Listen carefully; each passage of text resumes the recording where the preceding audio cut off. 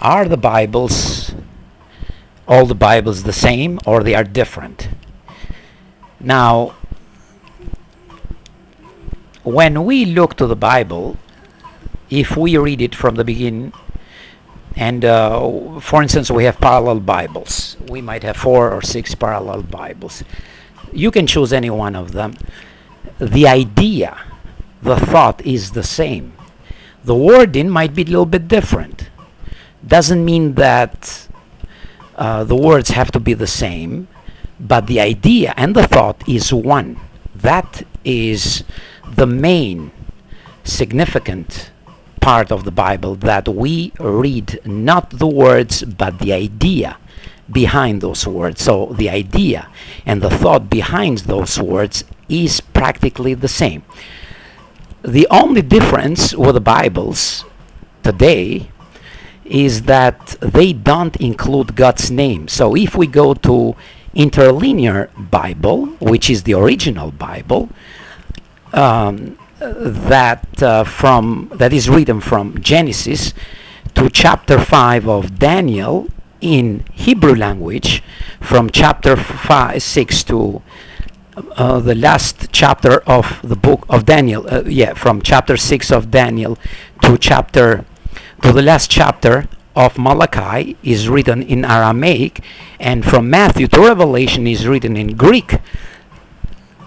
The name of the true God, Jehovah, is written 7,250 times, a little bit more than that, being accurate. And in the other Bibles, the name is disappeared.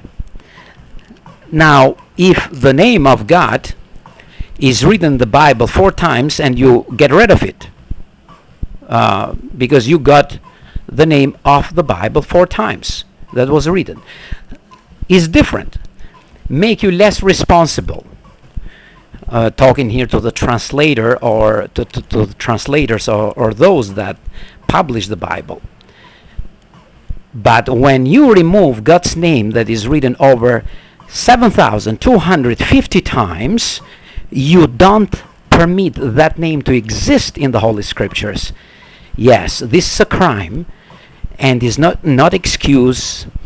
And all these companies that do that and are influenced to do that, they are responsible before the true God, Jehovah. He is going to bring these humans into account, because in the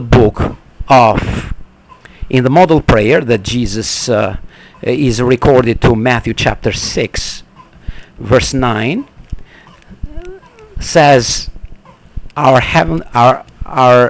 Father in the heavens, he spoke to his own Father, and to our Father in the heavens, let your name be what? Be made known, be made sanctified, be declared, not hidden.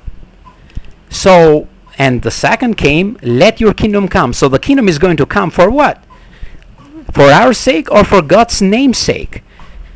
The kingdom is going to be established for the name of God to be sanctified. So this kingdom, number one purpose of this kingdom, heavenly kingdom government, is to sanctify, to make known, to declare his name, Jehovah, in all the earth. So that's the purpose of this kingdom government. In the book of Ezekiel, all shall know that I am Jehovah is written many, many, many, many times in each chapter. If you read each chapter, all shall know that I'm Jehovah. All shall know that I'm Jehovah. Now, God and Lord is not a name. God is a title, like a boss, chief, manager, doctor is simply a name. Is simply a title, not a name. But all these bosses, all these doctors, all these chiefs, all these managers have their designated name. So we call them by name. We call them as doctors, we call them as manager, but most we direct them as with their name. So the true God does not want to be titled, he wants to be named. As I said, the kingdom, heavenly kingdom government, is established in the heavens to make God's name magnified, sanctified, declared in all the earth, that all shall know that I am Jehovah, he says. So that's why all these translations of the Bible, they are with the idea and thought the same, but the difference is that they all have removed God's name out of the Holy Scriptures, out of Jehovah's word. So that is what's the difference with interlinear Bible and the rest of the Bibles. So we have to stick to the original with the interlinear Bible that never hides God's name but declares it.